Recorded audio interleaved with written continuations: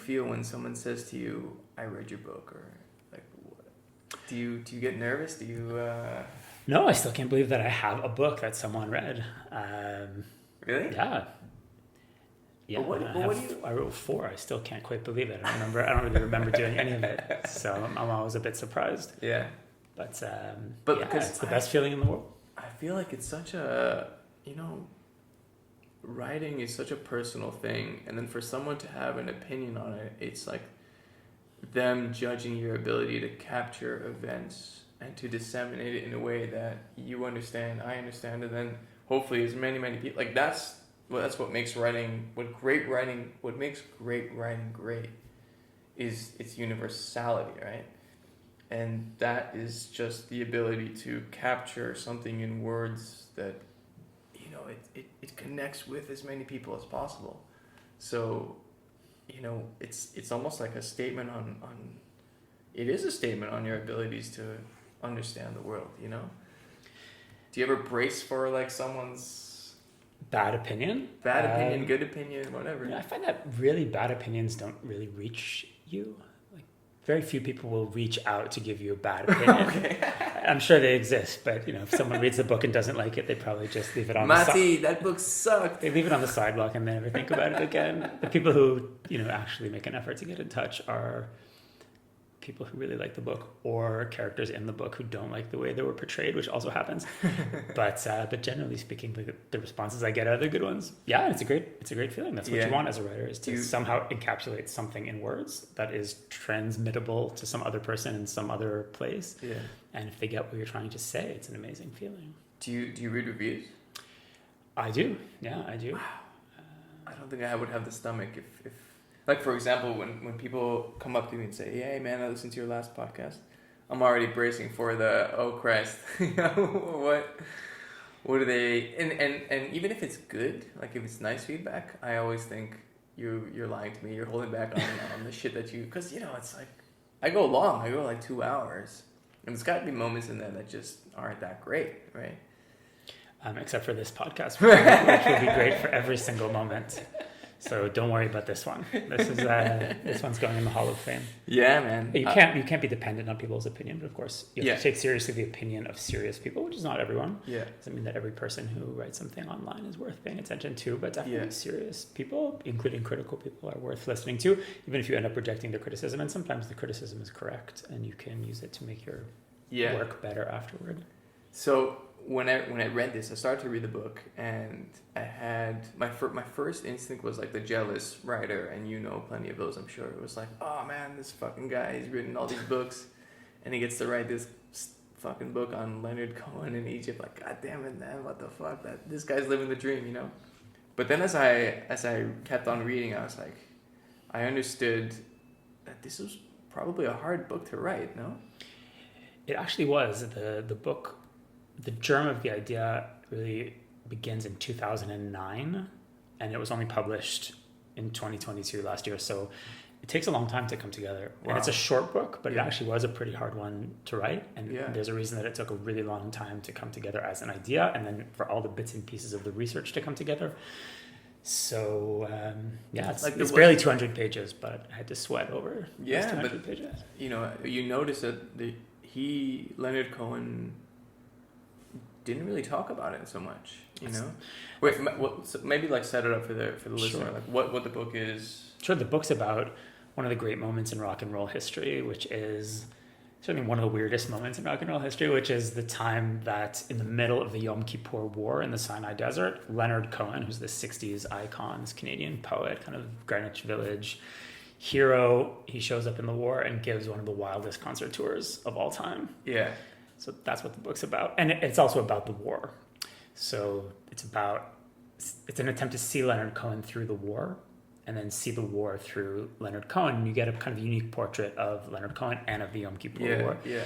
So that's what I tried to do with the book. But it that required figuring out who had seen Leonard Cohen in the Sinai Desert and what they thought about it, right. And figuring out what Leonard Cohen saw. What made that difficult, as you mentioned, was the fact that he almost never mentioned it after the war, and that was a gaping black hole in the research for years and years and years, which was almost solved in 2016. and then ended up not being solved when I put in a request to interview Leonard Cohen, because of course Leonard Cohen is alive when I'm already working on the book. And I figured out at some point that my Canadian publisher is Leonard Cohen's publisher. It's a Canadian publisher called McClellan and Stewart. It's like an old famous Canadian publisher, and they still are Leonard Cohen's publisher. And I just asked my editor, I said, is there any way we can get to Cohen? I have this idea for a book about the Yom Kippur War, and my editor is a big Cohen fan, but he had never heard of this, as most Cohen fans had not. And he said, I think we can get you to Cohen if we know his people, and I'll just put in a request with his agent, and, we'll see if we can get you an interview with Cohen. And I said, amazing. Like, for me, that's, big deal. And you're Canadian. I'm Canadian. So of course I grew up in Toronto, and I grew up with Leonard Cohen in the background. If you're Canadian, certainly if you're a Canadian Jew, you necessarily love Leonard Cohen, not given an option. So I thought that within month I would be sitting with Leonard Cohen in his living room in Montreal, sipping whiskey and talking about the Yom Kippur War. And by this time Leonard Cohen had lived in Los Angeles for like 30 years. He didn't even live in Montreal, but in my imagination this all happens in Montreal, because of course he's an artist closely associated with Montreal. So I send off this email, which is a summary of the book idea and just like a couple paragraphs of what I wanted to write. It included a photograph, this famous photograph where you see Leonard Cohen standing next to Ariel Sharon, General Ariel Sharon, famous photograph, or as famous as anything from this relatively unknown moment. I thought the photograph would kind of jog his memory and make him want to talk. You even said in the book, just when you say relatively famous, in the book, I think if I remember correctly, even Ariel Sharon doesn't fucking remember that photograph. Right? I mean, we can't ask Sharon either, because unfortunately he and Leonard are now smoking cigars in heaven together, but he does not make any mention of it in his memoir. And I asked his son if he'd ever heard Sharon mention Cohen, and he'd never heard Sharon mention Cohen. Yeah. But the photograph is an incredible photograph, and I thought it would help. I thought it might just make Cohen want to talk. So I sent off the email. And this was November 2016, and I hit send, went to sleep, woke up the next morning. I had an email from my editor in my inbox, and the subject line was "Holy shit," and it was just a link to Leonard Cohen's obituary. Wow. So I missed interviewing Leonard Cohen by very little. Wow. The day after he... It turned out afterward that he had already died the day before, but it was only made public after his funeral. Okay. So by the time I'd sent my email, Leonard Cohen had actually died. So I didn't kill Leonard Cohen, which was my initial fear. Yeah. But I just missed him. But you did write an email to a dead man, so... I did write an email, which maybe was in his inbox. I'm not sure. I'm not sure if it made it that far. But then... So I still didn't know what Leonard Cohen had seen inside me, which basically meant I didn't have a book. Without knowing Cohen's side of it or some account from that side, the book was not gonna fly. And then fate felt bad for what it had done to me with this, thing with Leonard Cohen dying after I sent the email. And then ultimately there turned out to be a manuscript, an unpublished Cohen manuscript that he'd written about the war. And that was sitting in a box in a university library in Hamilton, Ontario, which is a small city outside Toronto. Yeah. And with the help of a very intrepid librarian from the library, from the McMaster University Library, a guy named Chris Long. I like to give him, a shout out when I can, because without him, I wouldn't have a book. Yeah. He pulled this manuscript out of the archives, and it's this 45-page typewritten manuscript, totally crazy, incoherent in parts, very disturbing, kind of violent language, a lot of very disturbing sexual imagery. Yeah. Unfiltered Cohen, unedited. And the manuscript tells you what he thought about the war. Yeah. So the manuscript saved the project, and I ended up quoting it extensively in the book. And that's when the thing really cohered, 2016, 2017. It felt like you struggled between deciding what or maybe not struggle isn't the right word, but like there was a needle you had to thread in terms of what the subject of the book was. Was it the war, or was it Cohen, or because both topics are fascinating, right? So this artist who's pretty famous, and he's depressed, and he thinks his career is over and he's never gonna write more music anymore, and then he goes in there and it sort of revivifies him because maybe he's face to face with just our primal nature. And it's conjuring up all this stuff about, basically some sort of tribal association, right? Which he then later on kind of turns his back on, right? being a Jew from Montreal, is it? Yeah. But then of course it's this war, right, where Israel, was invincible, and then all of a sudden it realizes actually it's very, what's the word? Vulnerable. Yeah, exactly. And vulnerable because it was arrogant, right? Because it thought it was invincible. So it's this, and you actually don't. I also thought that you don't really paint Leonard Cohen in the nicest light. Maybe let me rephrase that. I think you're right, by the way. You don't have to rephrase it. Okay, good. No, you're right. I think you're right. Leonard Cohen, the Leonard Cohen that we meet in 1973 is not a nice guy, and there's no way around it. We remember him as this elegant elderly gentleman with a fedora, at that last part of his life when he has this incredible kind of resurrection tour when he's already in his 70s, and he seems reconciled, he seems happy, he's kind of just an incredible character who's easy to love.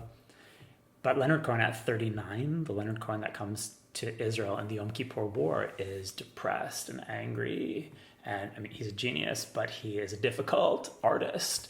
And if I described him as being a wonderful, lovable guy, that would have been, highly inaccurate. And all we can say is that the person who's hardest on Cohen is Cohen. Mm. In this manuscript, he is incredibly harsh on himself, and that's Cohen's saving grace. He has no illusions about himself. And the kind of unsympathetic portrait of Cohen in this book, as you probably noticed, is largely drawn from Cohen, describing himself.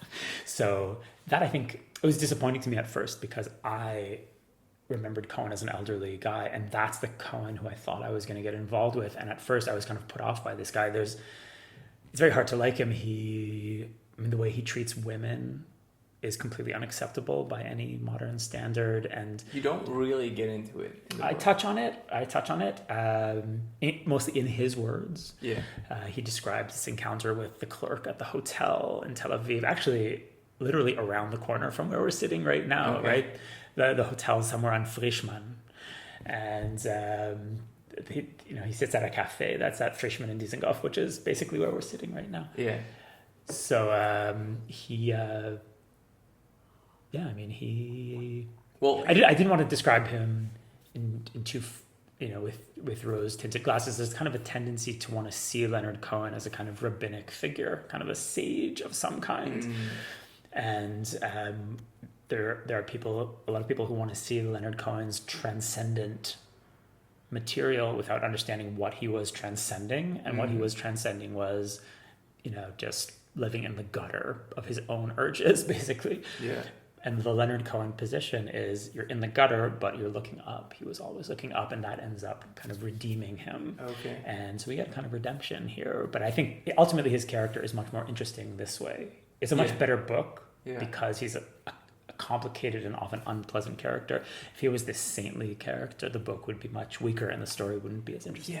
Yeah. I think what caught me off guard was, so he refers to himself as a soldier in some certain points. Sure, he calls his band the army, right? He has a military thing going on in his head. But he's just a crazy dude who goes to sing and play the guitar in front of soldiers who are seeing their friends killed, and they're out there, killing other strangers, right?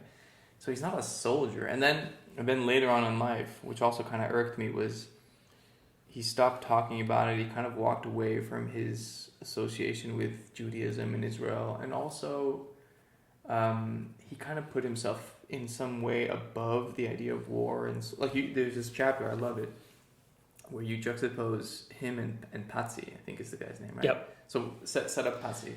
Sure. I mean, these are kind of, in some ways, two Jewish archetypes of the 20th century. You have Leonard Cohen, who's this universal poet, and his Judaism is very much the Judaism of prophecy, and he's this kind of dissolute at that time character, this really kind of 1960s character.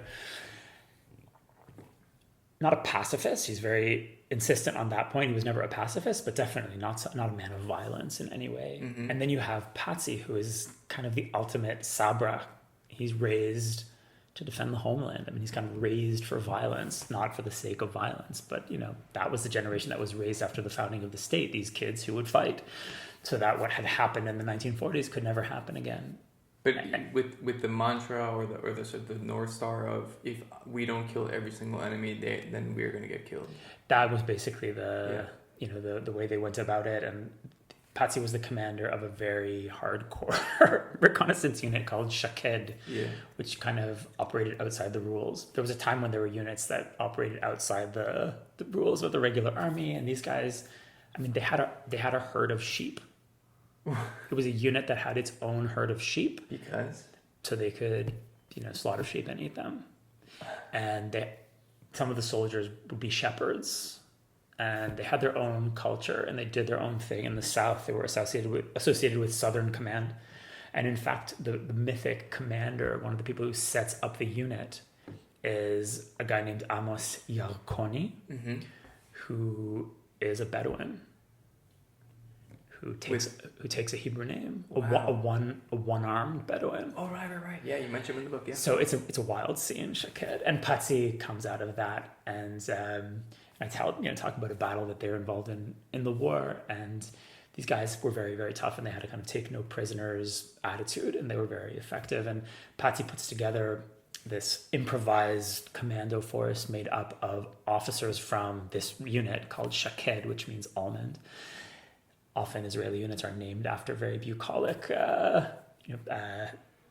fruits and vegetables, and divine, right? Yeah. You have a unit that goes into Arab cities disguised, and they're called Cherry. There's no unit in the Marine Corps called Cherry, that's for sure. But Israel has that style. So this unit was called Almond. So he takes these officers who had been, they'd been already discharged for Almond, and he makes them into this improvised unit of about 12 guys called Koach Patsy, the Patsy Force. And they have some adventures in Sinai, which I recount. And then it ends with Patsy and Leonard Cohen meeting each other. And of course, neither one knows really what to make of the other one, but Leonard Cohen makes a big impression on Patsy. And Patsy told me when I interviewed him that he never forgot meeting Leonard Cohen, which you wouldn't expect. Right, because he didn't necessarily agree with his outlook on life, but he did find it touching that Leonard Cohen made his way to sing for the soldiers. That's right. He didn't have to come, and not a lot of people did. And Leonard Cohen, a Jew from Canada, for whatever reason, and Patsy had never heard his music and had no idea who he was, he understood that a great effort had been made for this guy to be in Sinai with them, and it meant something to him. Was he the one that later on, when Leonard Cohen comes to the concert, he's crying his eyes out? No, Patsy was not. That was not Patsy's style, but there were a few who cried at this last concert in Israel in 2009, which is when I got the idea for the book. Most of the characters in this book were there at the concert. Wow. They had seen Leonard Cohen as 18-year-old, 19-year-old soldiers, and then they see him again in Ramat Gan as grandparents. And when Leonard Cohen showed up here in 2009, I couldn't understand why everyone was so excited. Like, if you're Canadian, of course, Leonard Cohen's a big deal, but Israel went crazy when Leonard Cohen came. Like, the phone line, when the tickets went on sale, the phone lines crashed, as I wrote in the book, and 50,000 people came to see Leonard Cohen. And I think, and this is it's like a country the size of New York City, and I think if they had 100,000 tickets to sell, they would have sold 100,000 tickets. That's how excited everyone was, and I couldn't figure out what was going on. And then I read an article in the newspaper about this tour. That was the first time I'd ever heard of it, and the details were unclear, but it was clear that something had happened in Sinai in 1973, and that Israelis remembered it. They remembered that Leonard Cohen had come. He just kind of appeared at the front. He didn't have to come. Most foreign artists did not come. There were a lot of famous Jews. Most of them didn't show up for the war. Leonard Cohen did, and that was the root, I think, of the special relationship that Israelis have with him. I won't ruin it for anyone who hasn't read the book, but the way you ended the book was fucking awesome, man. Thank you. That's why I'm not afraid to hear reviews. You know what I mean?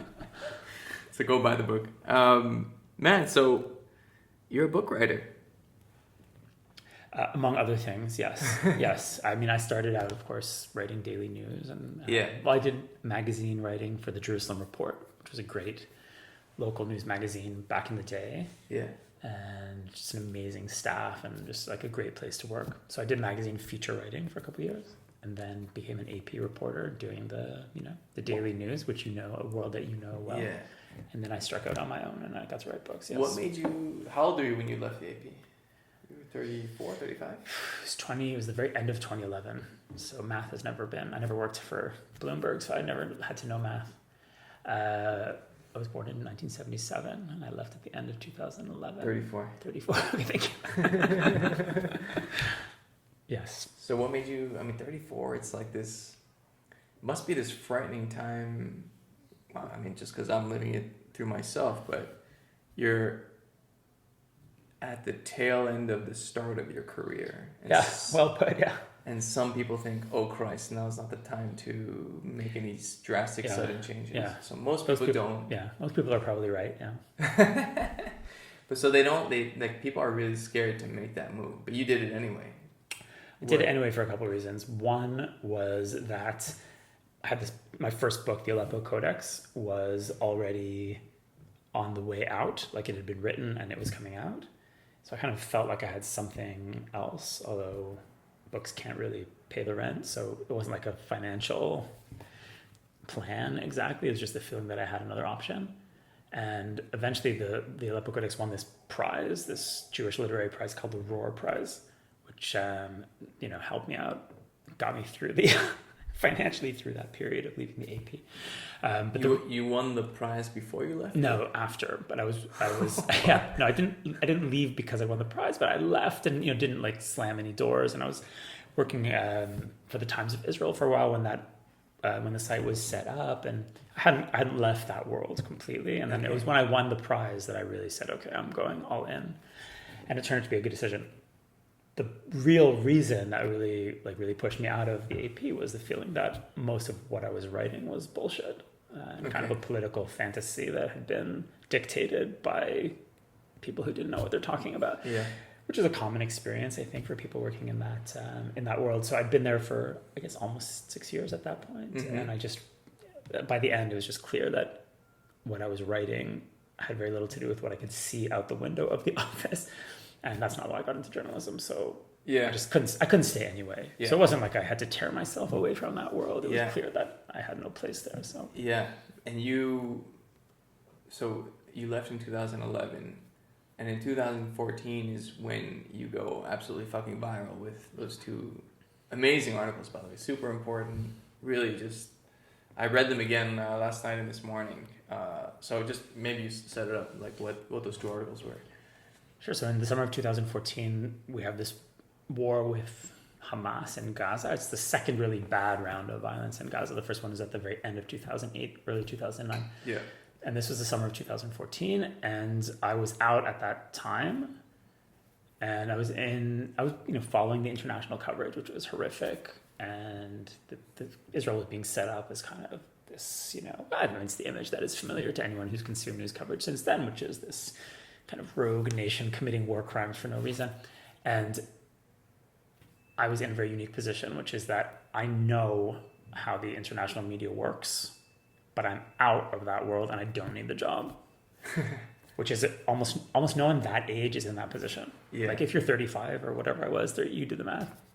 I mean, most people that age still they're not gonna, whatever they know and whatever they think, they can't burn that bridge. There are basically no well-paying journalism jobs here, except for those. Mm-hmm. So if you have one, you don't give it up by writing what you think. Yeah. You keep quiet and play the game. So I felt like I had to write something because I could, and I wrote 2 essays. The first one was for Tablet, and I had no idea that a lot of people were going to read it. Like I just wanted to write it. I knew my dad would read it. But Tablet, and this is 2014, so it had a readership. It's always been, they've always produced a lot of really good and interesting stuff, but I didn't expect it to have a huge impact. And then that piece happened to come out close to the end of that war, when it turned out that tons of people were... Well, wait, but before, what did you say? The piece details, that first essay details what I saw at the AP, how the story was run, what you were allowed to report, what you were not allowed to report. And it was just kind of reporting on the reporting, which surprisingly journalists don't like when you do. I wonder why. You'd think that journalism would be, it's 360 degrees, man. Like if one thing is worth reporting, everything's worth reporting. Yeah. So the idea that you come into the Bureau and turn off your journalistic senses inside the Bureau, that's ridiculous. That makes no sense to me, but it is actually the way it works. journalists are actually quite intolerant of journalism when it's focused on them, which is interesting and says a lot, I think, about the integrity of that world.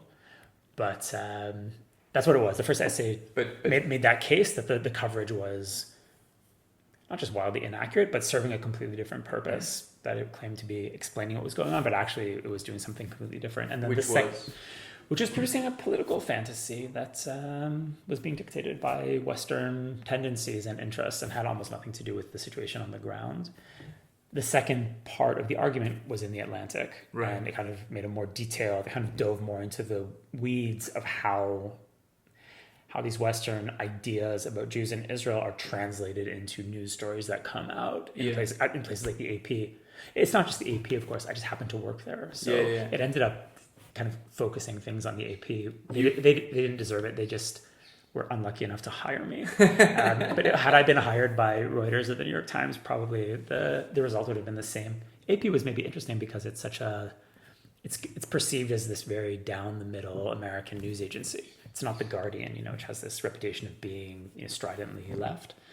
So maybe it surprised people more that the political kind of nonsense was going on at the AP, but it certainly was. And those two essays, it was crazy. I mean, I'd never seen anything like that. I don't even remember if I knew the term viral in 2014. And it was, those pieces were shared on Facebook 130,000 times. And each of them together, or together? Okay, together. That's great. That was then. I haven't counted now. Imagine the reach. And they've been quoted back to me more than anything else I've ever written. So clearly they found a lot of readers, although to say that they had any impact on the news coverage, of course, you can't say that they had zero impact on. So one guy I've been tracking is Jordan Peterson. I don't know if you've ever heard of him, right? And a fellow Canadian. Exactly, that's right. And he, he made waves initially, taking a stand against compelled speech in Canada, right? That was, on the surface anyway, about trans rights, I think. And he saw that as an assault on free speech, and then just obviously a death spiral towards some kind of insane dictatorship in Canada. And his star just continues to grow, and it's like, what is it about? You touch a topic, and it just continues to spread and spread and spread. Meaning, the way he likened it was, it's like a forest with a bunch of brush, and you just put fire on it, and then it just continues to go. In other words, like, you had touched on something that the groundwork was already laid out for. Something is really not right in the way that the Israel story is portrayed in the modern media, in mainstream media, excuse me. But just to take a step back, because I think it's important also to highlight the points that you made in both those articles. So in the tablet story, it was like more theoretical, right? Like, there was this one part that was fucking great that it's basically like the way you explained it was, it's the Western elites sort of projecting their own self-hatred onto, so the idea of Israel as a colonial state is some sort of projection of, we're so embarrassed by our, let's say English, right? English history of being a racist and colonial empire, and so on and so forth, which was interesting. And then in the second article, you detail more of the examples of stories that got killed. So it's like, what's the psychological motives behind this in the first article, and the second article is like how this is actually play out in the real world. So how did it feel like to go viral? Were you shitting your pants? I was really surprised. I remember it felt like being hit by a wave. I just never had anything that I had written that had been read by so many people, and also it elicited strong emotions. Yeah, people either loved it, and a lot of people really loved it, and had been feeling that something was messed up, and I kind of put my finger on it and explained what it looked like. Yeah. And a lot of people just felt like, they'd kind of suspected that they were crazy, that they were imagining it, and then someone from the inside said, no, this is what's going on, here are the numbers, this is what's happening inside the bureaus. So there was that response, and of course there was a furious response from inside the system. Well, there are two responses from inside the system. There's like a quiet, pat on the back from inside the system, because of course I'm not the only person who thinks like this. Again, I was just in a unique position where I could actually write it. But the official response from inside the system is furious. Less of the tablet one. I think they hoped that the tablet one, it's a small Jewish website. Maybe they thought no one would read it. A lot of people read it. And when it came out in the Atlantic, the second part, then they felt they had to respond. And the AP puts out this absolutely furious response, which doesn't stick. And the pieces kind of, there are no corrections made to either piece. They're completely correct, both of them. But there is this. Not true. In the Atlantic story, the Gerald Steinberg. I'm glad you caught that. I wanted to make sure to correct that. The correction was that I identified him as American born. He is American, but apparently he was born in the UK. Right? So we appended that correction. Bastard. And I wanted to do it. It's important to me to do it so that it would be clear that I will correct even the most minute error in the piece. But anything that was relevant to the argument was completely solid. And they came after me with everything, and they tried to, but nothing. I mean, of course it's right. I was there. Yeah. So there was that. So I had to deal with that. I alienated a lot of the people who I worked with, of course. Learned that lesson about journalists not liking journalism if they're the subject, and made a lot of new friends, many of whom I didn't want. I've always been a person of left-leaning politics. Certainly, maybe now in Israel I would call myself centrist, but that's where my political sympathies have always been. And a lot of the love I was getting was from people who, don't share my politics. But definitely reshuffled the deck in terms of where my career was heading. Yeah, I bet. Although I should also add that there was a lot of pull to continue writing that kind of stuff. Like that, obviously that has a huge audience, and there are a lot of people who want to hear more about that. And I could have gone with it.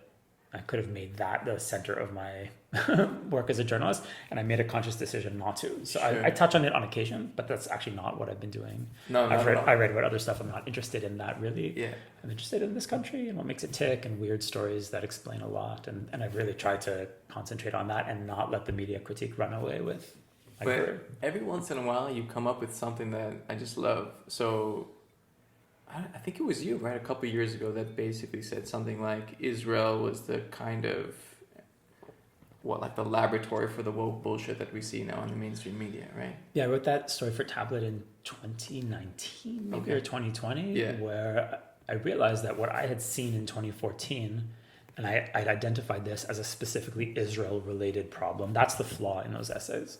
They're too narrow. I thought this was a problem limited to the coverage of Israel, and that it kind of corresponded to certain narrative tendencies in describing Jews in Western civilization.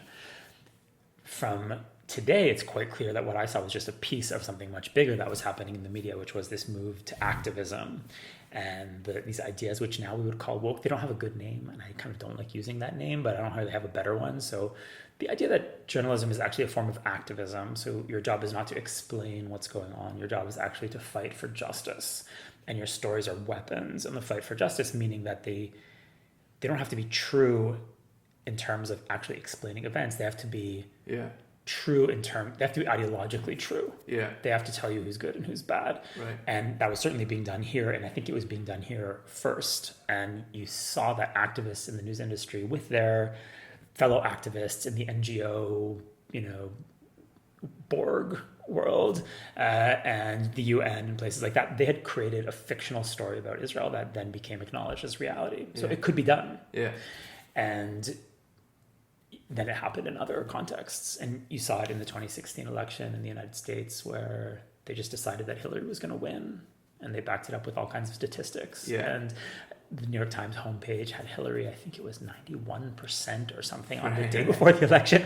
It was like it was a shared ideological fantasy. Right. And it happened because the reporters live in this echo chamber, and they hang out with each other and with like-minded sources, and they don't really know what's going on, but they know what should go on, and they report that. And you see it in things like the gender story. You definitely saw it in the COVID story. So it's a bigger problem than Israel. So I was in that on the ground floor. Israel was patient zero. That's the case that I made in that essay. That Israel was patient zero for this kind of journalism. Yeah, yeah. Did you ever feel like you fit in? I never felt like I don't like hanging out with other journalists, but like precisely for those reasons that you kind of like, there is this confusion between the job of the journalist, which is to explain the world, and the authority that comes with it, right? Like, let me take a step back. So, a journalist, there's a certain paradox, I think, in the institution, which is you hire people to explain what's going on in a certain industry or a certain political area, whatever, right? And you hire people who are not from that part of the world because you don't want them to be tainted by any influence from any company, any politician, whatever, which is fair. It's a good point. The problem though there is that they don't have any experience at all of what it's like to run a business or run a city or serve in the military or be a police officer or have responsibility in government. Yeah, precisely. And that lack of experience, when your ideas or the way that you view the world is not stress tested by the actual what real life is actually about, you tend to come up with ideas that don't fucking work in practice, and so your view of the world is warped or something. Like you're an observer, but you're not actually partaking in the events of the world, and so. And then when you think I'm a journalist and I have this brand behind me and this is what I do and look how many people want to talk to me and that's one part of the thrills of journalism is that it just does open all these doors and all of a sudden you find yourself sitting with the head of a military talking about fucking military subjects. What the fuck do you know, right? Or you're on the plane with a prime minister and you get a briefing but you have no idea what it takes to be a prime minister. I don't know how to run a country, right? But so you get confused, right, with being saturated with that environment, right, rubbing shoulders with these really important people and actually thinking that you know anything about their world. You know a very small part of it, And I've been thinking more lately that, like, you touched on it a little bit with COVID and Trump. It's like not to be so demeaning towards the so-called stupid yokels, right? The everyday people. Like they actually, if they're in the thick of things and they have to pay employees or they've got to pay rent or if they got to generate revenue, like they know actually more about people and the way shit works than any journalist would ever dream of. And so, yeah, of course it makes sense for something like the Trump victory to come out of nowhere, at least in terms of the mainstream media. It's like, we're so out of touch, Yeah, I couldn't agree more. And you can see that you really operated in that world and you know what it's like. And I always thought that, the New York Times shouldn't be hiring people out of the Ivy Leagues. The New York Times should be hiring people out of the NYPD. That's your pool of journalists. Like those people know the real world. And if you hire someone who's a 15-year veteran of the NYPD, they know something about the city. You can teach them how to write a news story.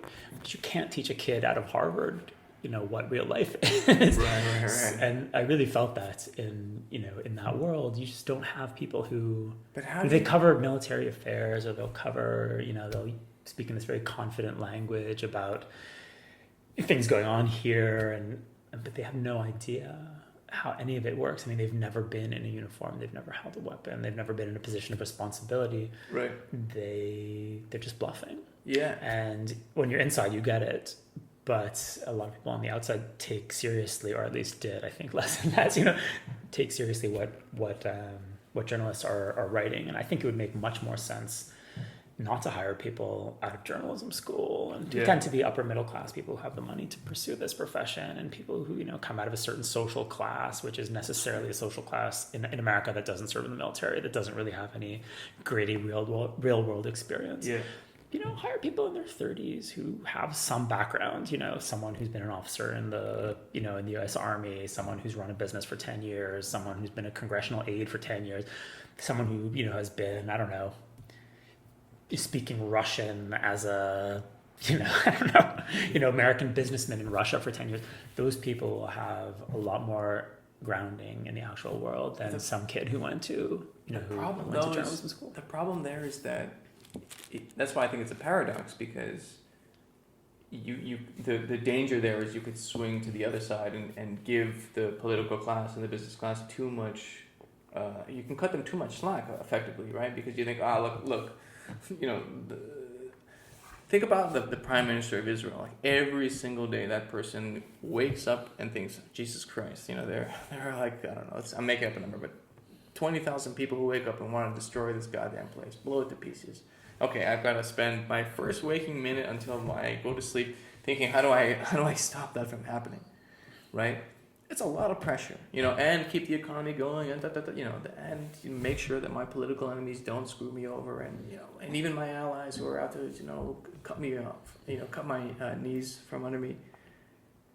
That is a world where you and I have just absolutely no idea what it's like. But also, if you come from that world, you can get all mixed up in terms of loyalty to the politician or the party or whatever, which is, frankly, I think who's really good on this? I think it's is it Matti? I think he's really good at destroying this sort of revolving door of spokesman for the Democratic Party. All of a sudden finds himself with an analyst job at CNBC, and that of course filters into what the viewers of CNN or CNBC hear, because it's basically the analyst of the new analyst at CNN is basically still hanging on to a possible job in the next administration, so therefore doesn't want to piss off him. So that doesn't work either. I don't know what the proper answer is, other than some kind of combination of real world experience and then smacking the shit out of them and saying don't try to take it easy on your former mates, let's say.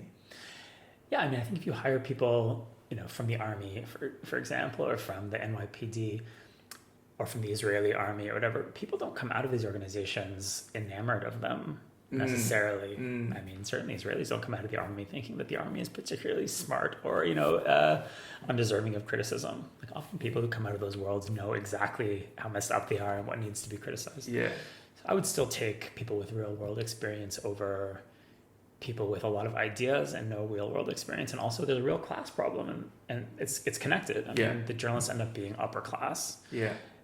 Because those are the people who pursue journalism, and that warps the way they see the world. They haven't, had that kind of, the kind of friction with the real world that teaches you about, life and power. It makes total sense what you're saying, because the wealthier you get, I mean, the less room you have, the more room you have to entertain ideas that the world is a loving place, and if only we were just nicer to one another, everything else would be fine.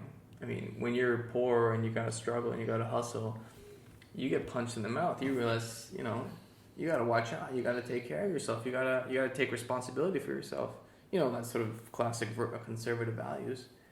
And the truth is somewhere in the middle, right? And it usually oscillates between both poles, depending on who's in power. But the wealthier you are, the more tendency you have to believe that, I don't know, the country that you're in is an unapologetically and irredeemably racist country, but that does absolutely no good, right? Which is insane, coming from the most privileged people in these countries think that their country is the worst force on earth. It makes no... Right, and there's an unwillingness to accept the complexities of what it means to have a country, because you've never had to deal with the complexities. So if you have to patrol the borders and serve in the police force or serve in the military or run a city, then you understand what it means to have a country. And it means that you make life as good as possible for as many people as possible. And there's necessarily going to be ugliness on the fringes of that reality. Yeah. Someone has to pick up the garbage. Someone has to, walk up and down the border fence and make sure that the boundaries of your community are protected. Well, no, but and if you've never done that, then you can delude yourself into thinking that there actually is an option of moral purity, that option exists, and you can demand it of the system or your country, and that if the country disappoints you, then that's really the country's problem, because your ideas are correct. And you really see that in the foreign press that comes over here, because here it's not even their country, it's someone else's country, and they come with these ideas about the way things should be, which have very little to do with anything that's actually going on. And there's an attempt not just to explain a country that they don't understand, but to judge it for failing some imaginary standard of behavior that their own countries, of course, do not meet, but they might not know that, having not partaken in the messier aspects of life in the UK or France or the United States. So if I was like a leftist critic listening to this, I would say, okay, both you assholes, the assholes being you and I right now, you both moved to this country, you both served in the military, you both have families here. By the way, I still remember one of the last things you told me when we met last time. You have 4 kids, I have 3, and you said, what was the saying? It's like a table stands well, both best on 4 legs. Is that? Yeah, a table has 4 legs. That's apparently kind of a Middle Eastern Jewish saying. So anyway, my family's a tripod for the moment, but in other words, if you really want to judge what a person thinks and feels, I think it's better to focus on how they act and what they do rather than what they say. So it's clearly, and you write about this country, and it's clear that we both love this fucking place, right? And that, of course, means that we are susceptible to being that clouding our judgment of what goes on here. And let's be real, right? Israel does occupy the West Bank. I know the right doesn't like that word, but it's true. Like, what else is it other than occupation? It really undermines and subverts any sort of normalcy for a Palestinian person in the West Bank. I mean, it's just a complete intrusion of privacy. It's horrible every fucking day, let alone all the humiliations going through the checkpoints. Like, it's just not a pleasant experience, I don't think. And then there's Gaza, which is even 10 times worse, right? So Israel does, to live in this country, you really do have to carry this horrible weight on your heart, right? Because the things that happen in our name are not the nicest, obviously, things that human beings can be spending their time on. But I think the point that you're trying to make is like, well, what is Israel supposed to do given the current circumstances? And I certainly don't have any good answers for that. I don't know if you have. I have great answers. Okay. I just won't tell you them. I think that people are very, very eager to judge this place, and we have a lot of major flaws. And of course, I have someone who doesn't support any of the parties who are in the current coalition. Let's put it that way. And I think we have a terrible government at the moment. Hang on, just let me put a flag on that last sentence there. Okay, so speaking of international media coverage of Israel, a lot of the recent coverage has been about how the rightward shift of Netanyahu's latest government. And I think the examples that everyone points to is Ben Gvir, who's a settler de rigueur or something, and then Smotrich, who has very interesting ideas about gay people. Now, my question is not so much that are those people's ideas bad, which I think they are. It's more of like, well, every other government that Netanyahu has been in has been, except for one, I think, with the ultra-Orthodox parties. And last I checked, they share much of the same thinking as these two chaps who are now in the government and have senior ministerial positions there. So what exactly has changed? I struggle to see the right, all of a sudden, the rightward shift. There's never been a government with people like Ben Gvir and Smotrich in such central positions, and Bibi's never had a government where he doesn't have a more left-wing party on his liberal flank. There's never been a minister of police who is a street-level hooligan, who is an anti-Muslim racist and an agent of chaos. And there's never been a finance minister who's explicitly dedicated to the messianic redemption of, the Jews through settlement, and not primarily the well-being of all of the citizens of Israel. So this is a very different government, in my opinion. And I think international press coverage of Israel is basically a stopped clock.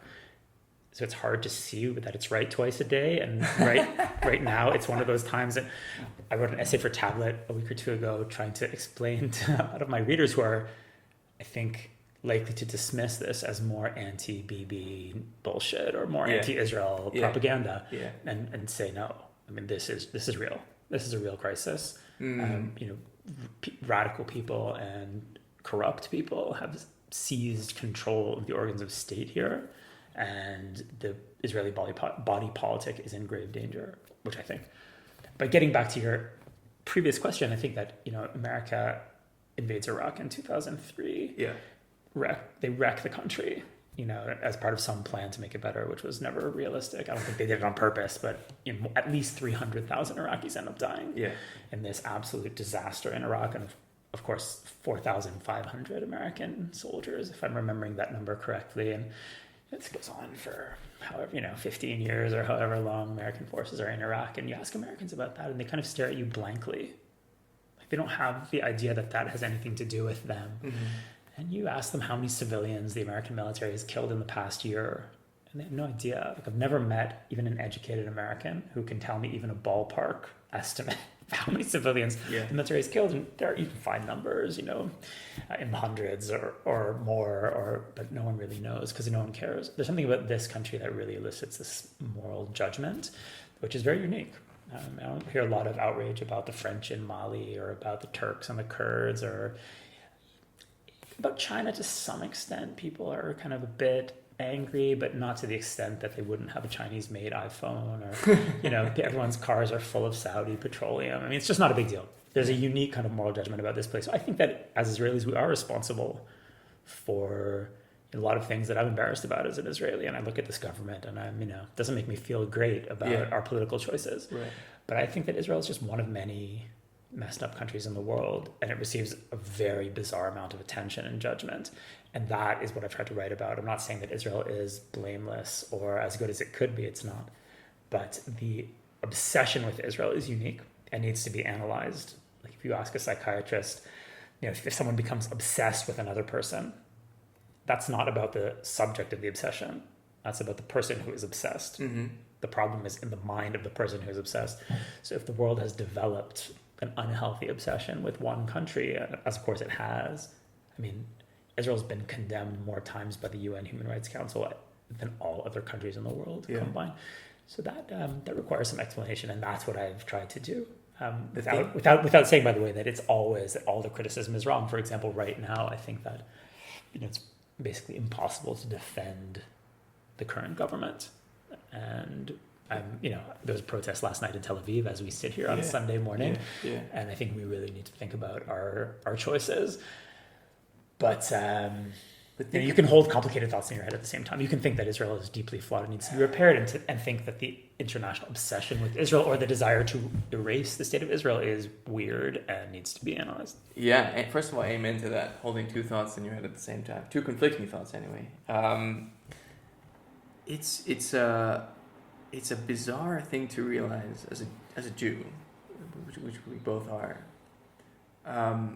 that people know stuff about us, Jews, in almost every corner of the earth, right? We are the foundational story for Christianity and Islam, and that has spread all over the world, and there's billions of people who vaguely have some idea of what a Jew is, even though they've probably never even met one.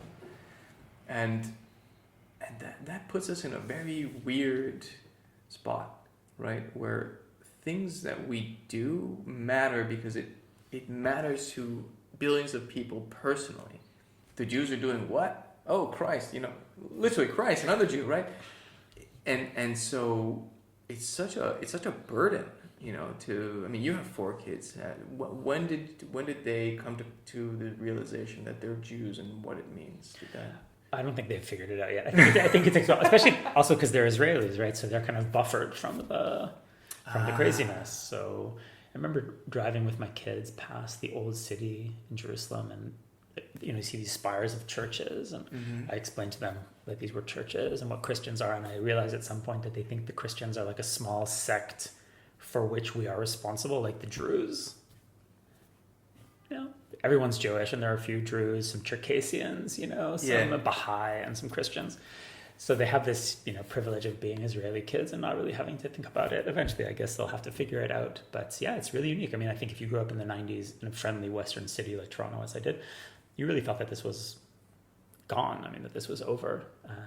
What was gone? This obsession with Jews. I mean, I certainly didn't. I were keep at a public school in Toronto, never had any problems. On the contrary, I had a wonderful time.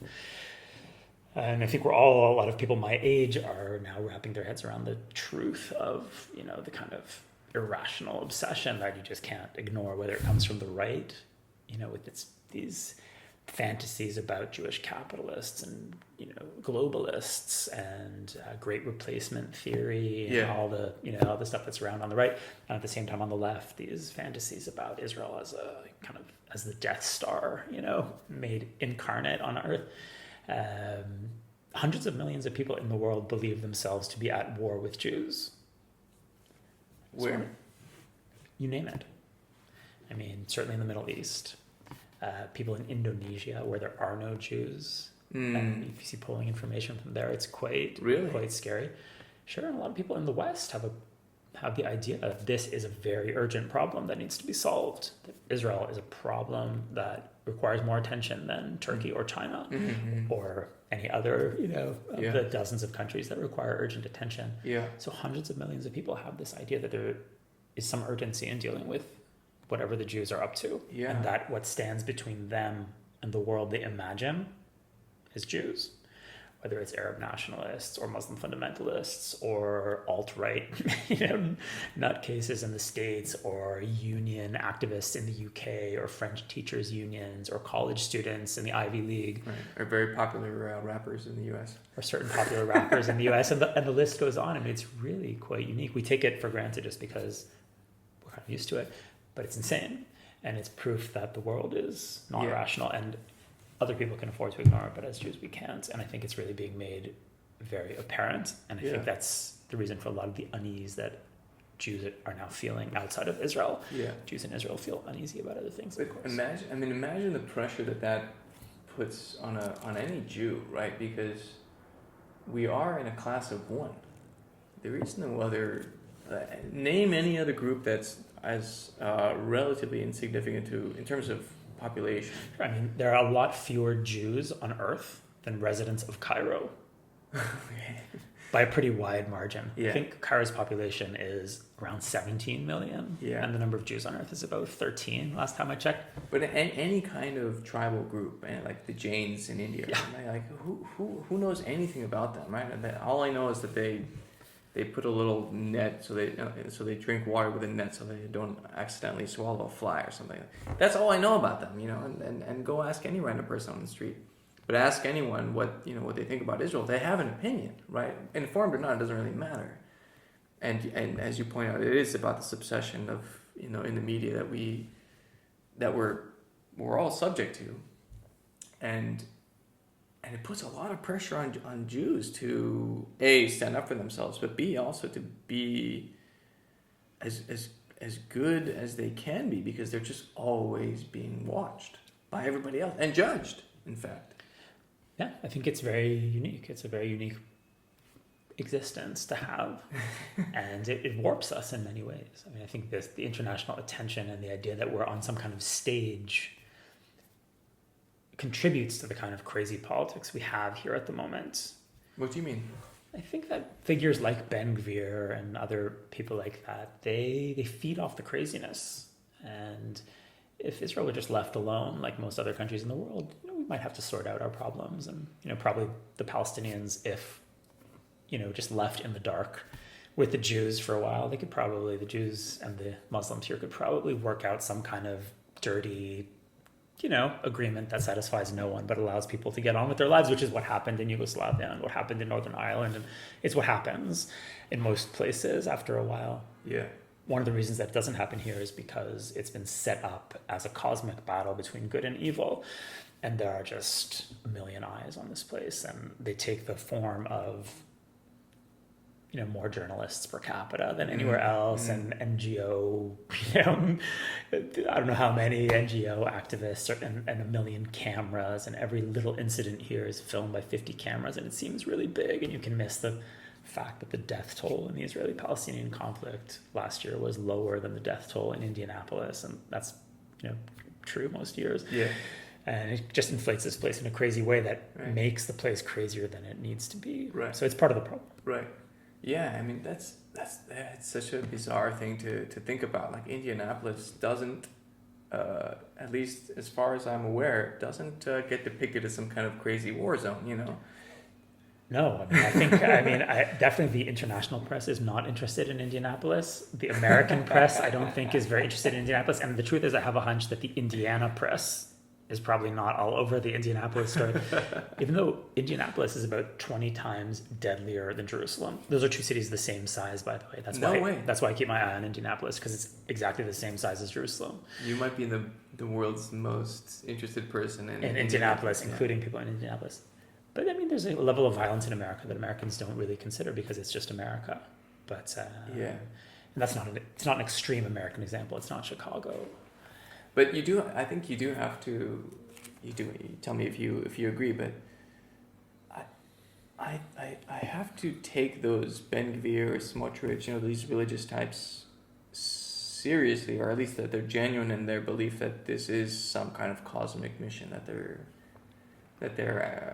on, and of course dragging us all along with them, right? Oh, they believe it. It's not fake, and sometimes it's hard for Western analysts, like journalists, to give credence to it, because one of the characteristics of the people who work in journalism is that they're not religious for the most part. Occasionally you meet someone, but it's very, very rare. Right.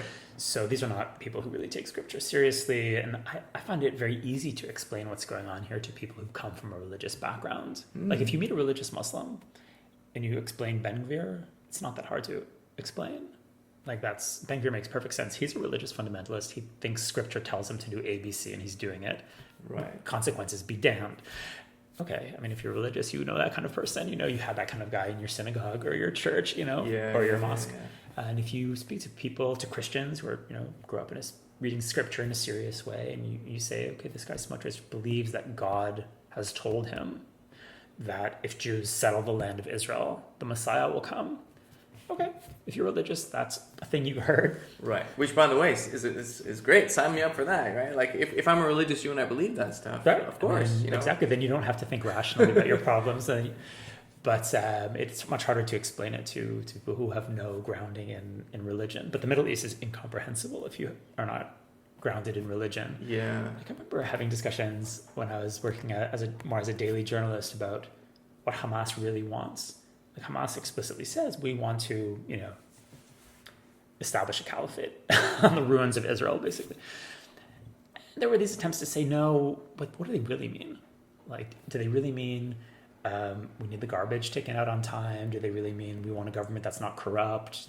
And I was like, no, they mean exactly what they say. They have a charter, you can read it. That's what they mean. Yeah. Like, I don't like what they say, but they're remarkably honest, and I salute them.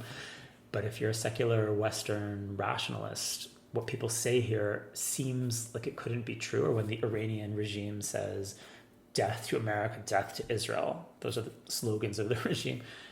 And a lot of Americans say, no, they don't really mean it. What they really mean is we need some kind of equitable solution here for everyone that allows normal life to. And you have to say, no, that's not what they believe. They have a book that they believe to be the word of God. Yeah.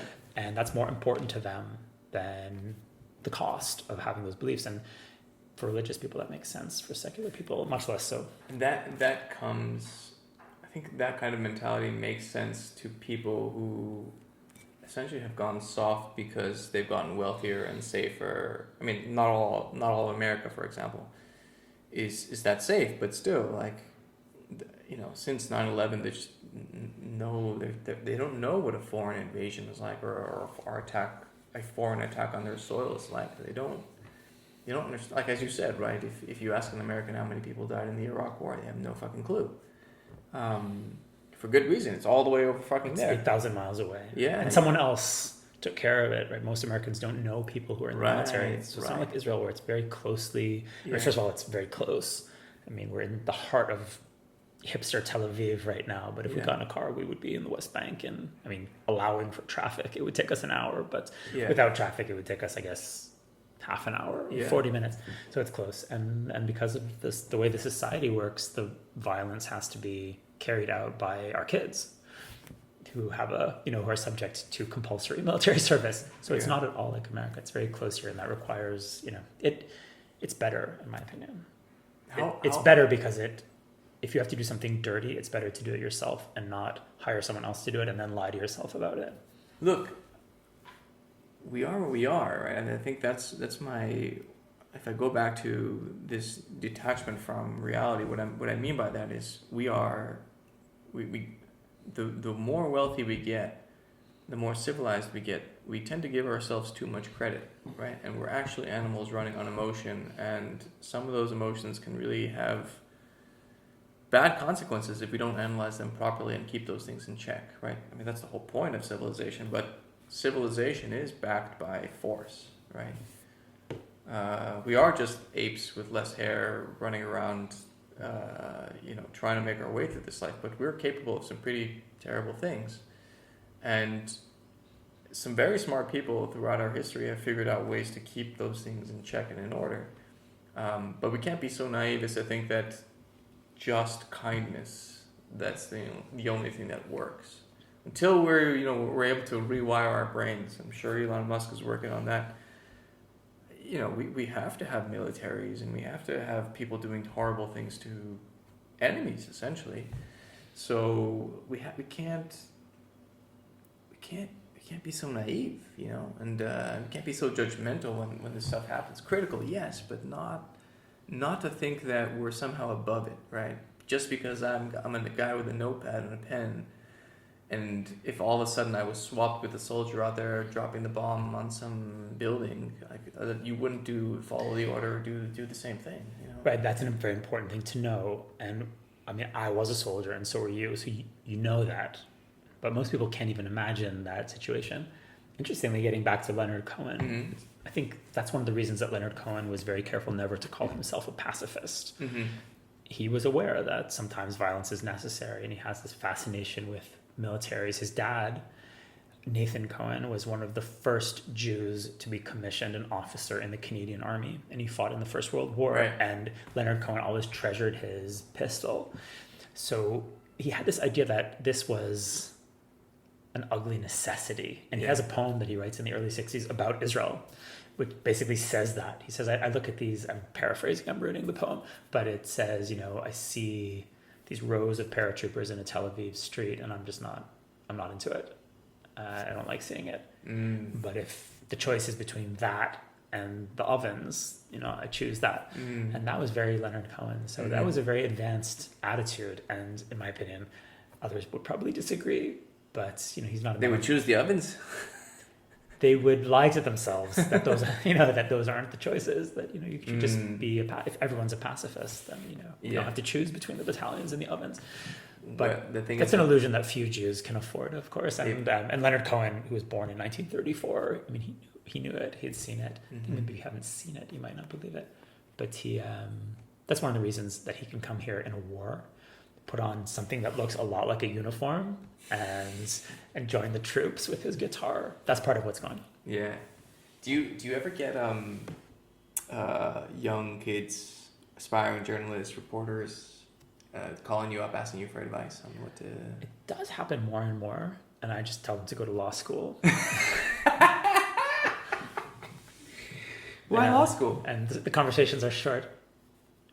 I mean, it just seems more lucrative. I don't even know really what the pipeline into journalism looks like these days. It's rough.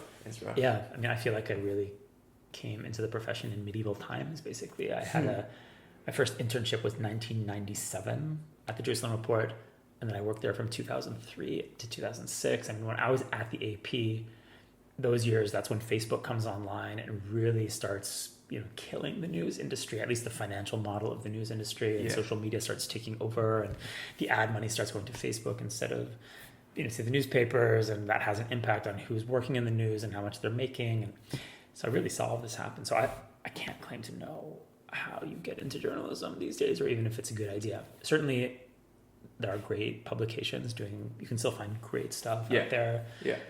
Places like The Atlantic, I found a lot to read in The Atlantic. I'm lucky enough to write for Smithsonian Magazine these days, which is also a great magazine. And you'll find great stuff still in the Times. And so obviously there are still talented people out there doing good writing, but the industry's changed so much that I'm not sure that my advice really means anything. The reason, going back to something I said to you before, the reason these young people keep coming up and trying to get these jobs is because it has this romantic aura, right? Of you get to travel the world or you get to see war, but you don't actually have to participate. You just write about it, right? And what I said to you at the start, which is, it's your chance to show off your world to the world your ability to capture life, right? And that's an amazing opportunity for anyone, really, to show how deep you think, right? Basically, in all at the final analysis, but it doesn't really work that way in the day to day. I mean, when you left, I imagine most of the time you were there, unless of course you were out on some crazy assignment. You were in the office, right? Yeah, most of the time at the AP for sure. I mean, most of it ended up being on the desk in Jerusalem, and I did get to go to all kinds of great places, and I had a great time there. And I ended up with a very critical take on it all, but I learned a ton. I got to go to Georgia, to the former Soviet Republic of Georgia, when the Russians invaded in what now seems like a very tame war in 2008, and I went to Washington a couple times, I think. It's all getting a bit fuzzy. Cairo, I got to spend time in Cairo and a few other places. And I met amazing people. I worked with incredible Palestinian reporters here, and I got to see aspects of life here that I had never seen before as an Israeli. And that was my favorite part of working at the AP. So I had a great time. It's great if you can pull it off. I just don't know exactly how that's done these days, but if you can pull it off and make a living, then it's an amazing experience to have if you're not surrendering your voice to corporate dictates. And it might make sense to do that for a couple of years just to get in, but I found that the price of staying inside the corporate system was too high, and I get the sense that you also found that. And it's hard to evade. You turn 35, 40 or whatever, and you have responsibilities. It's hard to just say, okay, I'm going to, sell one short story every year. You need a job, and the jobs are going to come with demands, and the demands are often going to be problematic morally and ideologically, and you're going to have to somehow finesse it. So in my case, so first things is, I think Bloomberg's actually really good. I think they don't really suffer from any of the woke or conservative bullshit. Like they play it down the middle. Like they're straight. That's the reputation. It might have something to do with covering a world that is very real and quantifiable. Exactly, data driven. Yeah. So Bloomberg is really, really good. They really, really do good stuff. And so it wasn't really anything local to do with Bloomberg. It's more on the industry level. So the way I thought about it was, so I was 37. I mean, I still am 37, but by the time I left, I was 37. I got the bureau chief job when I was 34, which is crazy, right? And, I remember thinking at some point, like, how many people in the world have a better job than I do in this industry? In terms of pay, access, day-to-day stuff. And let's just say it's 5,000 people, right? Maybe. Oh. Less? Okay. Oh, for sure less. Okay. So let's say it's 2,000 people, right? Imagine a global hierarchy and you're number 2001. That's fucking wild, And I'm thinking me, like I'm nobody, right? Like this is great, and I'm 34, right? This is insane, But part of the reason that is the case is that, as you said, right, the internet is killing the business model for news. And so less jobs are available, but you still have this persistent pipeline of young people who are enamored by the idea of being a journalist. And again, for good reason, like there's some, as I had also, like there was a period where I really thought I was going to stay at Bloomberg for the rest of my life. Like it was the first place where I worked at, and I thought, man, I finally found my place in the world, And then, the fact that the supply of labor far outstrips the supply puts all it creates this dynamic where the employer has all the leverage. And so... Right, because you can be replaced in a heartbeat. Yeah, exactly. And so it really... It just... Your ability to maneuver and to do things, and also the ability to do those really cool, fun jobs, not jobs, but gigs or stories, it's like it's going to fewer and fewer people, right? So there's less and less opportunity, and there's all this downward pressure coming up from young people who are cheaper, and fair enough, right? You got to work your ass off. Like, journalism is a job where it seems nice, but you got to be on point every single day, because there's no hiding in that business. Your name is on the story, and if you fuck up or if you write something stupid, everyone's gonna know about it, in the office, outside the office. That's your ass, so you got to be sharp. And everyone knows who slacks, and everyone knows who sucks, and everyone knows who can't write. Everybody knows who's who and what's what in the office. Like, there's no hiding, who's a hard worker, who makes the extra phone call, like, all that's there. So it's a really fucking cutthroat place, right? And it's good, you want that kind of environment in the place where, certainly in the place where the job is to explain what the hell's going on outside your goddamn front door, right? But just the economics of the industry, for me anyway, just it made me realize that I didn't have a future, and if I didn't have a future, then it was the economics or what you were being asked to do. Because the economics at Bloomberg seem pretty good. They're very good. That's what I've heard. They're very good. It's an amazing company. Really, it's an amazing company, but it's still a business, and it wasn't as if like it was, it's not a growing business, right? No, okay, just because the AP cut half its staff, I'm making something up, but let's say the AP cut half its staff, that half all of a sudden can find a job. Bloomberg's all of a sudden going to create room for those people. No. And in fact, they cut, when I started at Bloomberg, we were 13 people. This was 2014, and when I left, I think we were down to 5. Mm-hmm. By the way, justifiably so. I think 13 was way too much. But still, like, you're asked to do more and more and more with less and less people, and that doesn't give you the freedom to go for the sort of bigger, more ambitious projects. You're constantly having to juggle all that stuff. So it's a very frustrating life, and it does drain you. It drained me anyway, right? Like at some point, I didn't have any fight left, and I didn't want to be the kind of person to hang on just for the sake of a paycheck and then be a drag on everyone else. Like, I don't know, maybe I'm too stubborn or too proud or something, but I said, fuck this. I can chart my own path and make it, and it's a struggle, man. It's fucking hard, but whatever. I'm here talking to you, man.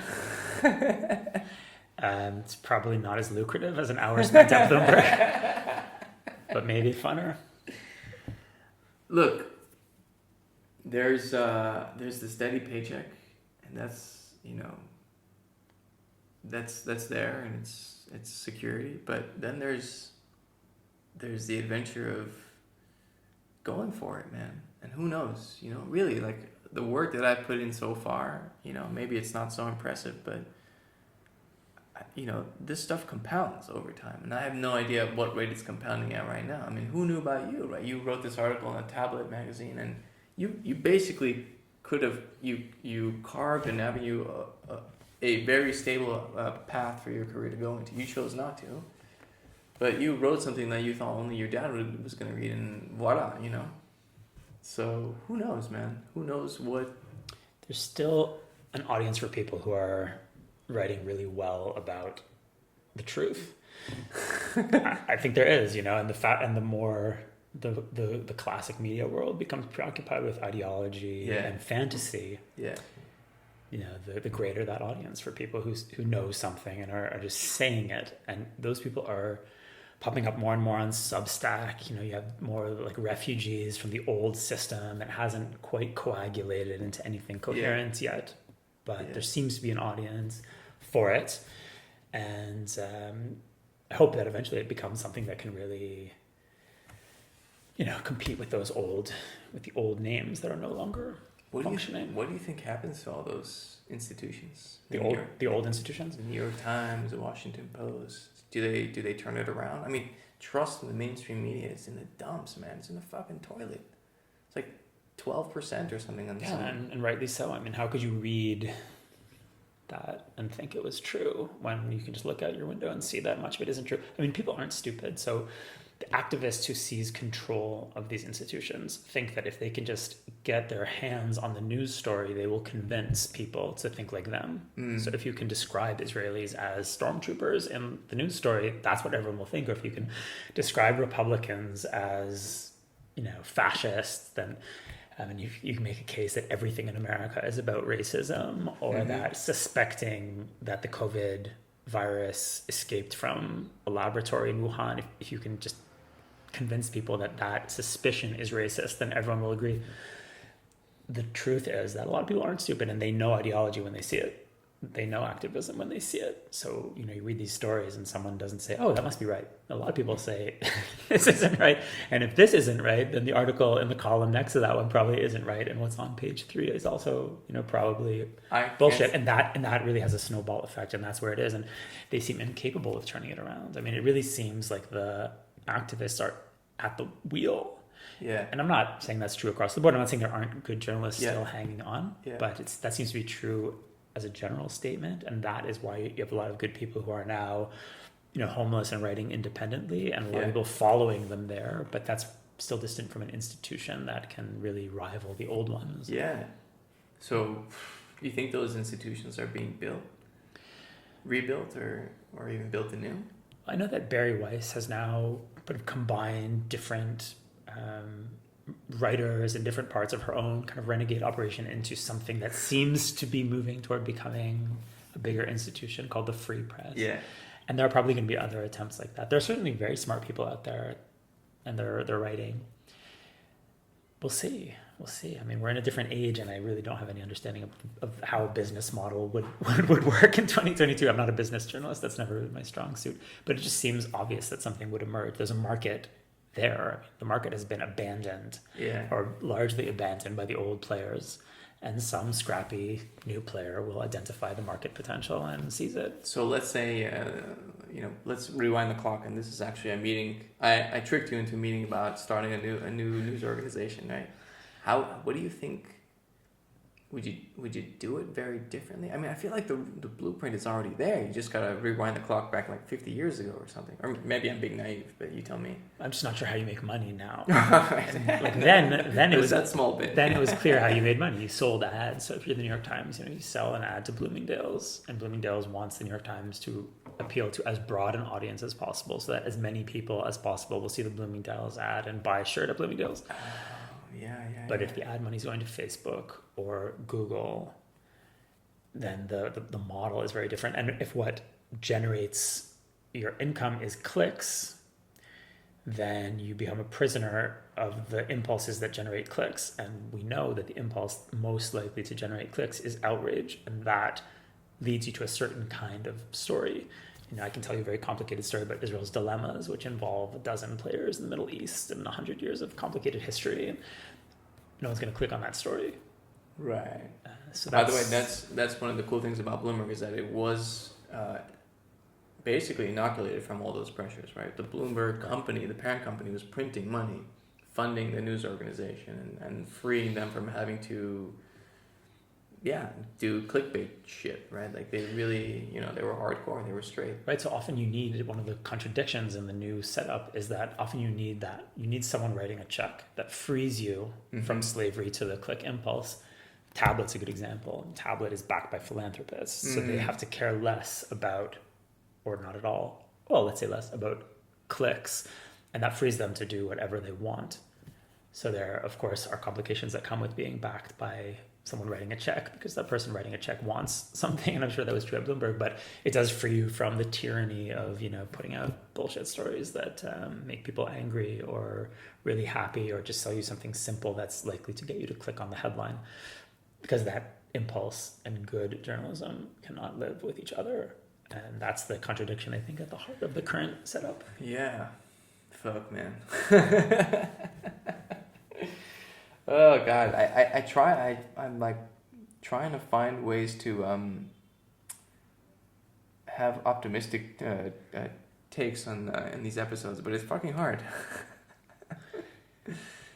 No, but as you said, like that. What is really cool though is like take for example a guy like Joe Rogan. And he's not a news person, but you know when you think about what Joe Rogan is, and I think most people misunderstand what the guy does, but I think that guy deserves a Nobel Peace Prize. Like he may have single-handedly prevented a civil war. Like that guy was the one place where you can go to and you think, whatever they're saying in the news and he's going to talk about that shit, at least this guy's not bullshitting me, you know? At least this guy's open and he's willing to being called out for things that he said that might not be right. And he's got his views, no doubt about it. But the cool thing that he does, and I think the brilliant thing that he does is he's having conversations that normal people have. You know, normal people, when they're free of all the political correctness in it, they just talk. You know, they explore ideas, and they land somewhere interesting, or they don't, right? Or they just have a laugh, but they move forward that way. You know, like there is only one way to get somewhere better, and that's just to go on a journey and explore, right? And that's his brilliance, I think. You know, and it's not complicated, you know, but it takes balls in that environment. Yeah, I mean, to get anywhere interesting, you have to be free of ideological shackles. I don't know Joe Rogan's podcast, but that's definitely the only way that anything interesting can be said. You have to be prepared to say something that's going to make someone angry, or you have to believe that you can make a mistake or a political error that you might regret in a few years, but it's not the end of the world. And people just have this fear of crossing the wrong political line and being made to vanish, which has happened, and that just can't. Like, you're not going to get interesting writing in those circumstances, even in fiction. The people are really worried about saying the wrong thing. You're not going to have any interesting writing, and increasingly the writing, both fiction and journalism, that's coming out it just feels like it's being dictated by a commissar. Yeah, and also, right. Well, we'll wrap this up. But anyway, we'll go for a full circle, and that is about the first thing I asked you, right, which is writing. You know, great writing is as close to the universal as it gets, and if you're censored by, or you're self-censoring by some perceived political red lines, you're fucked. You're not going anywhere. Yeah, I think that's true. I mean, one of the great examples is Vasily Grossman, who's this Russian author who I love, who writes incredible journalism during the Second World War, and then is kind of squeezed by the Russian censors after the war, and he writes these masterpieces that he can't publish because he's canceled by the authorities, and he's not thrown in prison, but they confiscate his manuscripts. And he dies kind of despondent because of that. I mean, there's just no way. He's a proud citizen of Russia, and he has certain sympathies for, maybe not for the regime, but he's not a dissident exactly. He just wants to be able to say what needs to be said. Yeah. And they're not letting him. And he knows that you just can't write unless you're allowed to, to be free. And that idea recurs in Vasily Grossman's writing. Yeah. And some of his books only come out long after he's dead and after the Soviet Union collapses. So, but he's definitely right. And of course, the writers who play ball with censorship and put out the bullshit they're supposed to put out, no one remembers them. Yeah. And that's a lesson worth remembering. You got to go. Thanks for doing this, man. This was fun. It was great speaking to you.